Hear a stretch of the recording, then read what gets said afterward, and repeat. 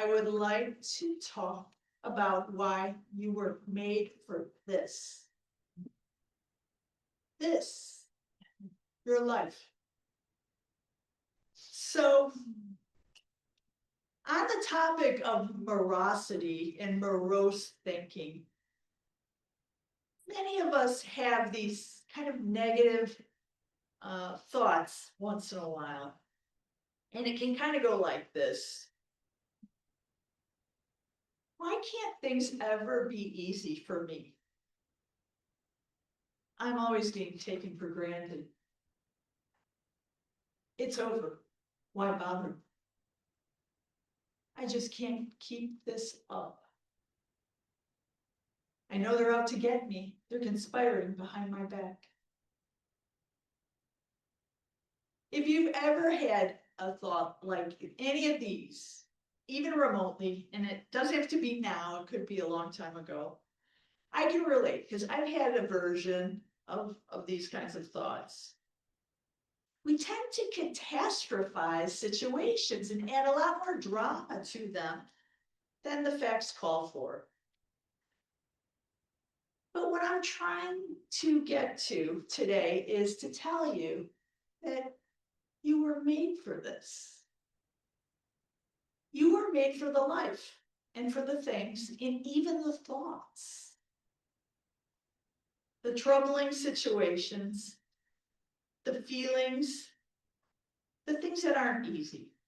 So I'm going to share a couple of things you can do right now, and I'm going to share a story as well.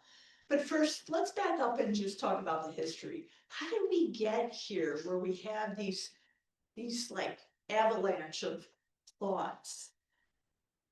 Well, historically, do you remember your childhood? How wonderful, maybe not always, but at times, how you were celebrated, right? So maybe they put something up on the fridge that you drew or painted, or maybe someone attended one of your performances or went to one of the sporting events you participated in, or a number of things, but you just felt like a big deal. And so when we were kids, we weren't just sugared up, we were excited. I mean, we were the star. And the thing about it is that we would play and we would imagine this grandiose future that we were going to be living, right? And so what happens is we graduate from high school. Maybe we go into a school or a training program or the military. Maybe we become parents way before all that other stuff comes in. I didn't even get into the fairy tale that we're told about meeting a person and going off in the carriage. And then passing on at age 99 together, we both have sleep apnea at the same moment to go into spirits, all beautiful. I mean, we're told all these things should be perfect. So here you are, a young adult, and things just are not. And it takes a while for us to realize why we're so dissatisfied. Is this it? This is it? This is all there is? I mean, you spent a whole childhood hearing how great. And then you get there. Well, then it doesn't always necessarily get better, right? Decades pass, you might have, excuse me, you might have like a partner, either in business or like a sibling, or even someone you're romantically attached to. And it turns out they're not forthcoming about things that they're doing that are deal breakers for you. And then you find out, and it's over. Or maybe they were great, but then they transitioned before you were ready to be on your own without them. You know, when someone behaves horribly that we are dating, I mean, it's too soon to say thank them, but honestly, They're trying to shake you. The soul of them is reaching out to the spirit of you in human form to shake you, to say, you're making me feel terrible. You're too nice for me. And I'm not your person, and you're not mine.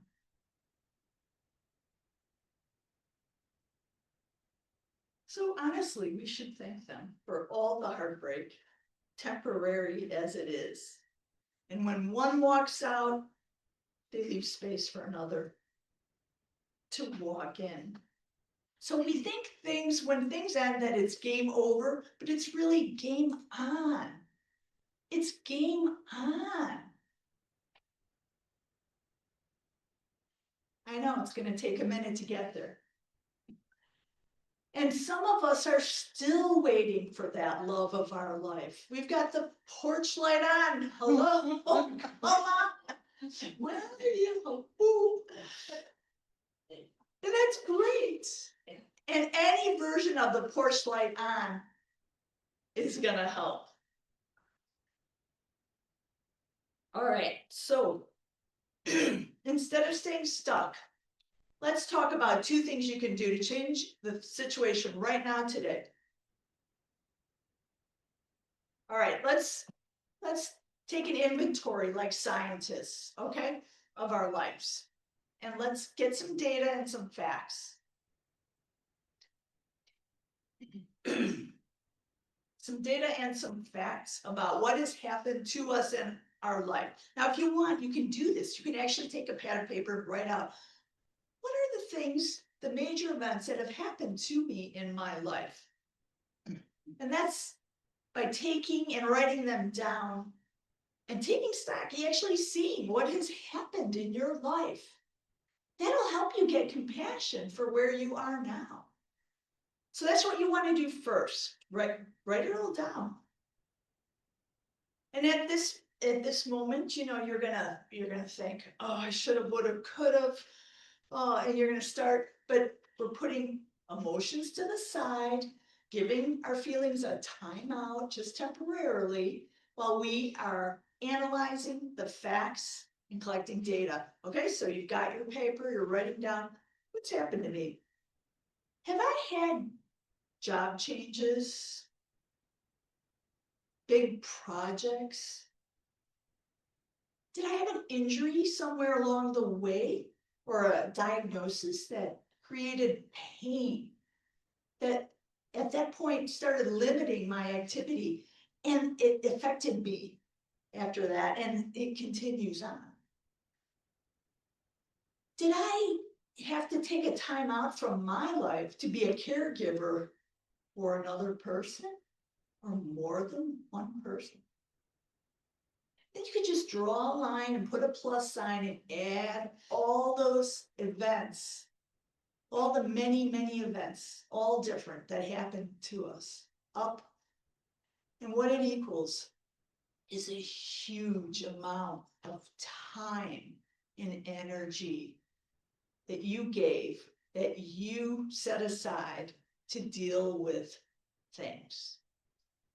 And that has left you who you are.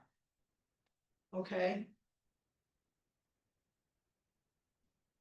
Think about that. All you've been through. It's a lot. Okay, the second thing. Now, what are we going to do about it? What can we do about it? So you've collected the data, you've got all the facts. The next thing you're going to do as a scientist is acknowledge that these things had an effect on you. You're not a robot. You might feel like you are getting through things, or like Eeyore, I just can't, never gonna make this. But you are a human being with a warm blood and beating heart, and you care, and they've affected you. And despite trying to forget some of the things you've been through, they're going to come up, and they will. Some people are triggered when they see someone the same age as maybe someone that they were, or someone in their family, that something happened, and no one knows this is happening and it occurs. And what do? Do you just, oh, well, here I am thinking that, remembering that and feeling, well, there could be some things to do. There are coping skills and mechanisms and strategies, and there's no way I could tell you all of them because each of you are as different as a thumbprint. But I know that there are healthy ones versus ones that introduce their own risks and their own problems. So what you want to do is develop these for when they come up. Because this whole thing is to shift you. We have to shift how we are dealing with everything that has happened to us in our lives and everything going on now, and even the things we're worried that are coming down the pike. We want to shift so that we feel stronger. The aim of coping well is to recover from all the things that happen, the things that happened in the past, and just one by one, when new things come up, coping and recovering well, because perfection is another myth, like the fairy tale of the castle that you're told as a child. The aim is to restore balance. So when you're stressed, you're probably thinking of one of these things, past, present, or future. What you need to do at that moment is take one small step at coping. Now, things are just going to keep happening.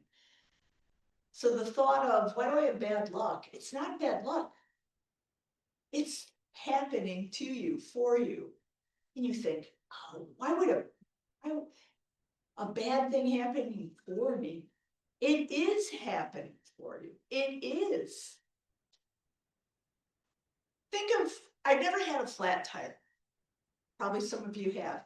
If I had a flat tire going home on the expressway, probably a little frightening. My car is like a video game car. It's very small.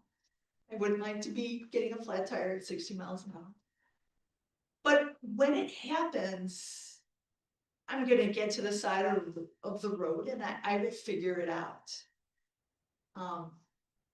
You know, if I don't change it myself, I will call and get help to change it. But I will figure it out. And if the internet goes down, I figure that out. And if I lose my key and I can't get in and my garage door doesn't work, opener doesn't work, I will figure that out too. And at the time, I could berate myself to say, how did I contribute to this happening? I should have upgraded this before. I should have, would have, could have. But if you could stop and give that voice a time out, just sit down, let me handle this. I'm the grown-up in the room.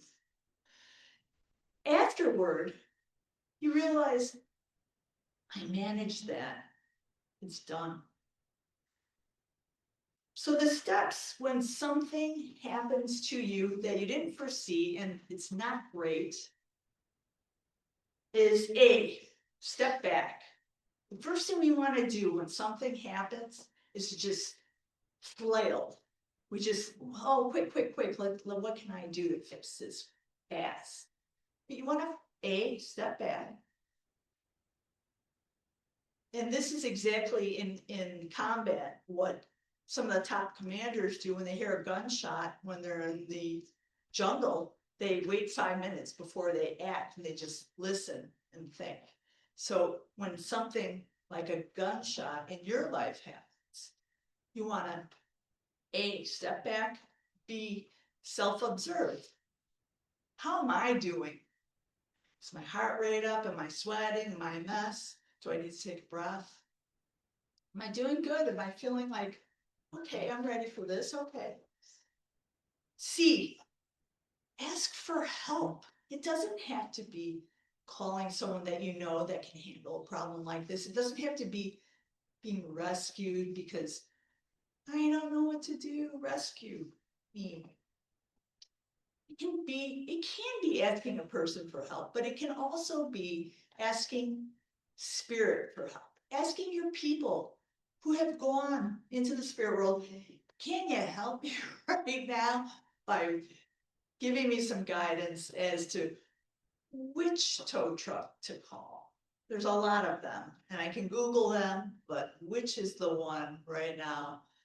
And you will feel yourself guided to maybe not the first one, it might be the last one. But they'll come, and they'll come quick, and it'll be affordable, they'll fix it, and you'll have this great connection that wouldn't have happened. See, you're not alone. We often feel like it's just me. I live by myself. What am I gonna do? If something happens to me, no one's there. You're surrounded by help. It's like the internet of the spirit world. You Google with your mind. You Google with your mind. So then, after that, D, think of encouraging words about yourself as a problem solver. Yeah.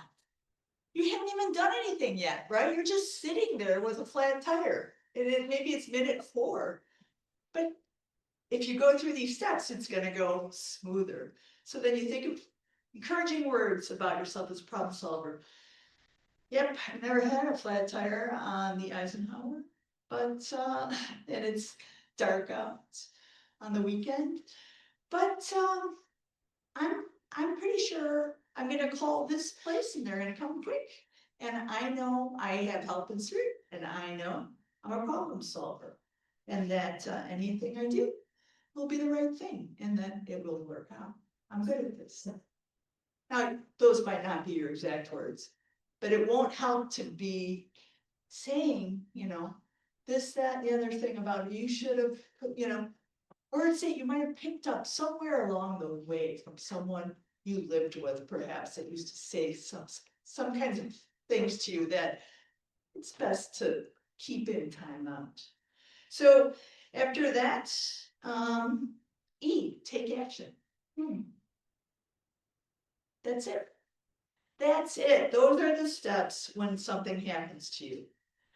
So let's look at some other challenging scenarios. If you're sitting there and your heart is broken, sitting there right now, because maybe a friend ghosted you, a family member isn't returning your call, or a loved person broke it off, and if you're tight on money and people keep asking for more of it, here's what I have to say. When low on money, I guarantee more is on its way. You know that because it always has been. And when you feel it, it'll just show up. So you wish for resources, money, and support, you align with it, and it arrives. And as I said before, when someone isn't for you, they tend to turn into these monstrous versions of their earlier self to kind of get you to stop doing that, stop accepting that kind of treatment. And they're really doing you a favor. Tragedies, misfortunes, hardships, and the stress they produce are all necessary. You were made for that. You were made for all of them.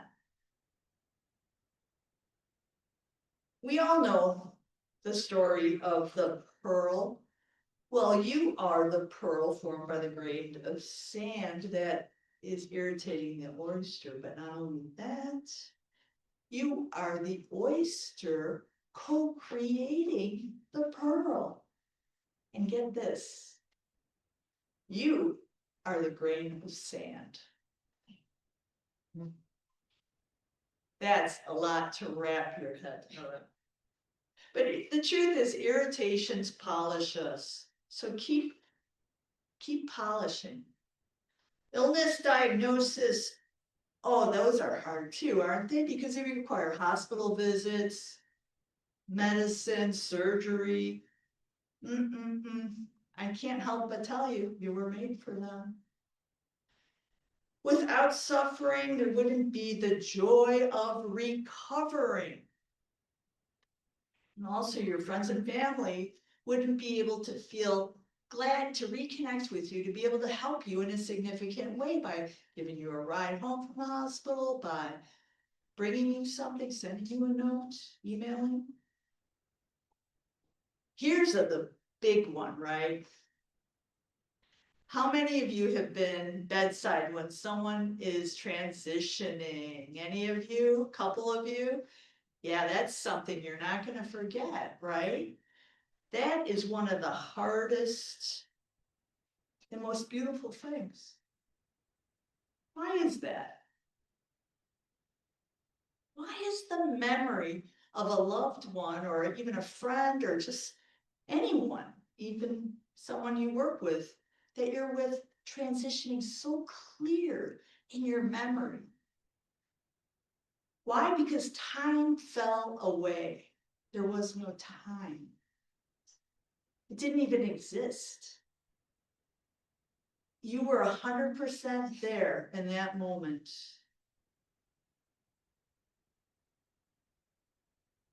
And the room, if it was like my situations, was bathed with like some sort of halo effect, different than like any normal room.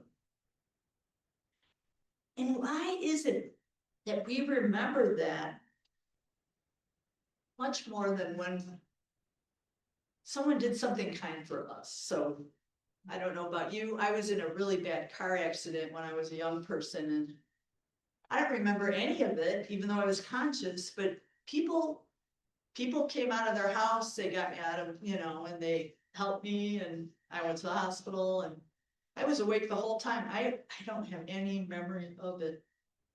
I think that we remember giving more than we remember receiving. I think giving is the hearty meal, like the real stick with you meal. I think it's when we're pouring in to another, we are cooperating with the divine.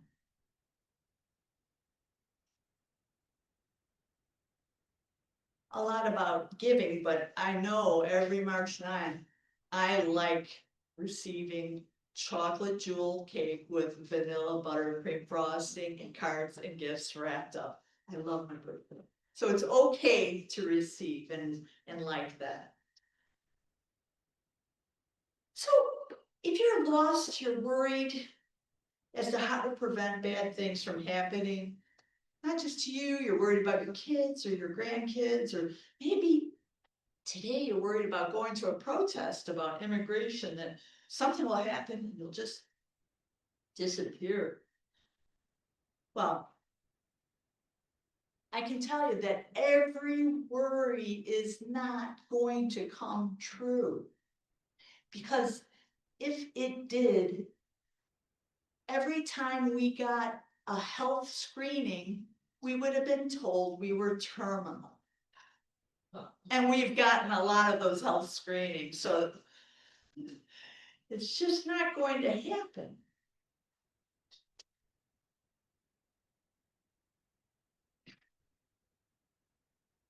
The important thing now is to hear the story of Andrew Jackson Davis. Andrew Jackson Davis is one of the founding fathers of spiritualism, and in the early 1800s, on the East Coast, he was a sickly boy.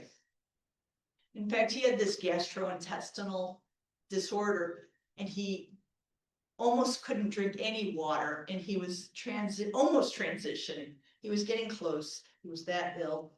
When he heard a voice say, like a voice whispered in his ear, "Boy, you may drink the sweet water of the maple tree."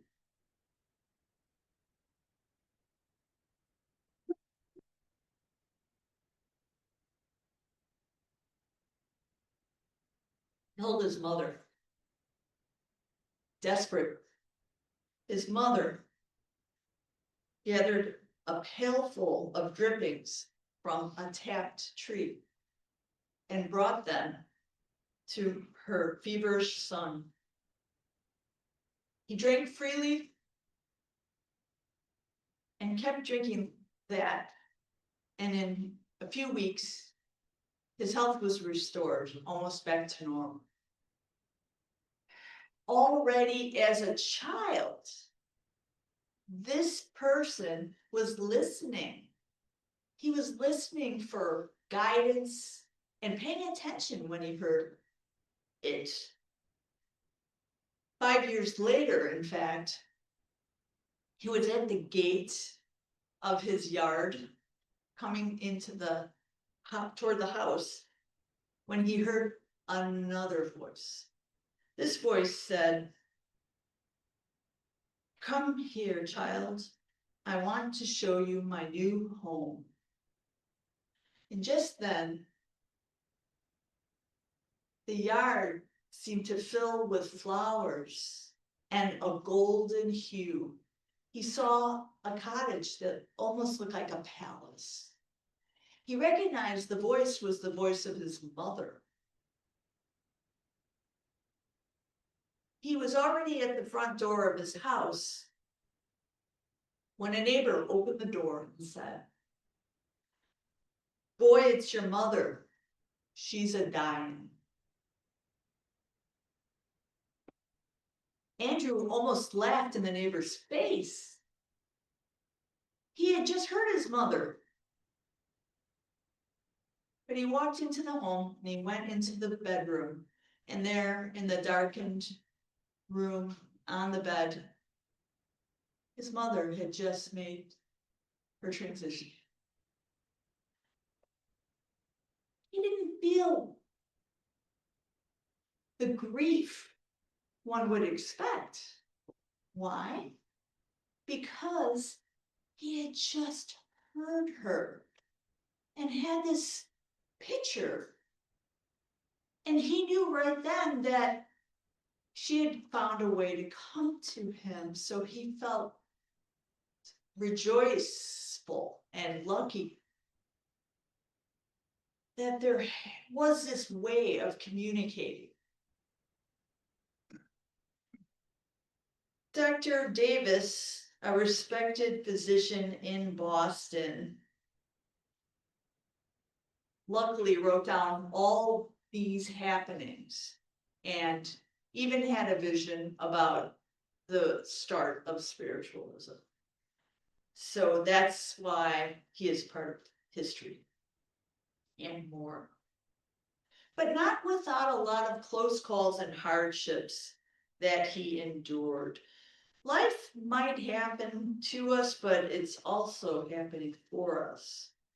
If you still need convincing, I understand. So I'm just going to ask you to give it some time. In divine timing, you will find that the hardest things you are going through, you have been through, and that you will go through, are blessings. So know the good, the okay, and the not so good. You are about to be blessed. So take a deep breath right now.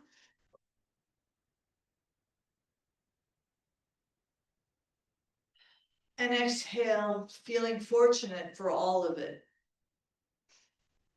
For you were meant for this.